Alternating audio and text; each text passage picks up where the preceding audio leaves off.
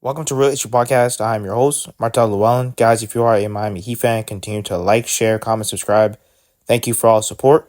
And if you're an NBA fan, subscribe to the channel. And thank you for all the support. So Eric Spoelstra was talking about the Miami Heat, and he said that we're deeper than we were last year. So for sure, right in that front court spot, absolutely, because we were dealing with Cody Zeller and Dwayne Dedmon.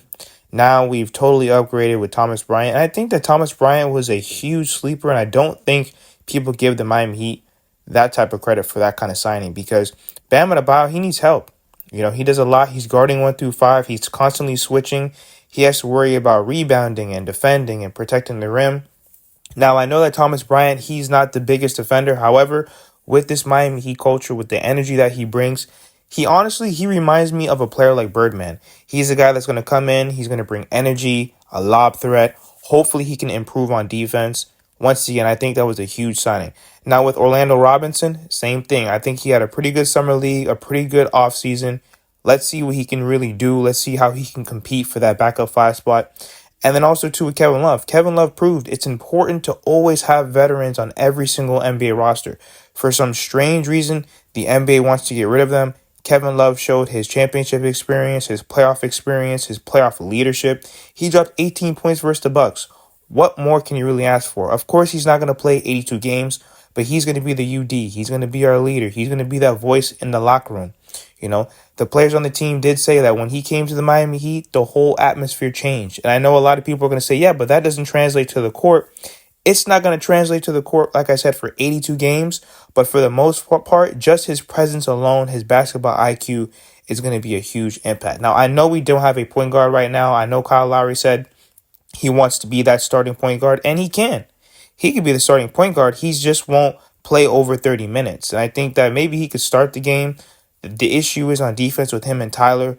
We'll see what Kyle Lowry really looks like. I know that the organization and Kyle Lowry don't really see eye to eye on certain things. There's a lot of people that are hinting to a James Harden and a PJ Tucker trade with Kyle Lowry, Duncan Robinson, and probably a first-round pick. I don't see why the Philadelphia 76ers would do that. You know, I know that they're really basing everything off of Joel Embiid's timeline. Why would they go backwards and pretty much give away one of their foundational pieces when they're trying to compete for a championship?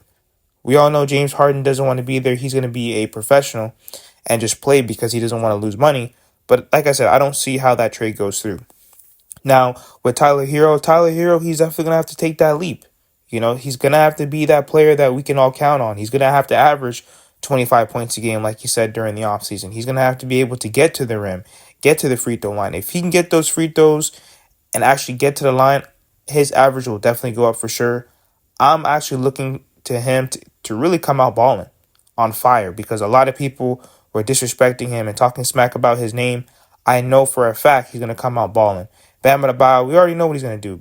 Best defender in the NBA, great two-way player. Same thing with Jimmy Butler, the voice in the locker room, the leader. But Jimmy and Bam cannot continue to drain themselves throughout 82 games. And of course, you know, Jimmy's going to miss some games with, you know, some nagging injuries. But especially, like I said, with Bam Adebayo, they cannot continue to carry the Miami Heat. And I know that a lot of people really don't give this roster credit. I know there's also some people that say that this roster is actually better than last year's roster. And I agree to that because when you look at Caleb Martin and Josh Richardson, two guys that are Swiss Army knives, I'm not saying that Caleb Martin's going to play how he was during the Eastern Conference Finals or Josh Richardson when he was previously here. But these are guys that know the system, great defenders, can take the load off of Jimmy. Also, too, they can create their own shot, and I think that's huge. Max, he really couldn't create his own shot. Gabe Vincent, yeah, he's good. He was a solid point guard for us, but he's a little bit, you know, smaller.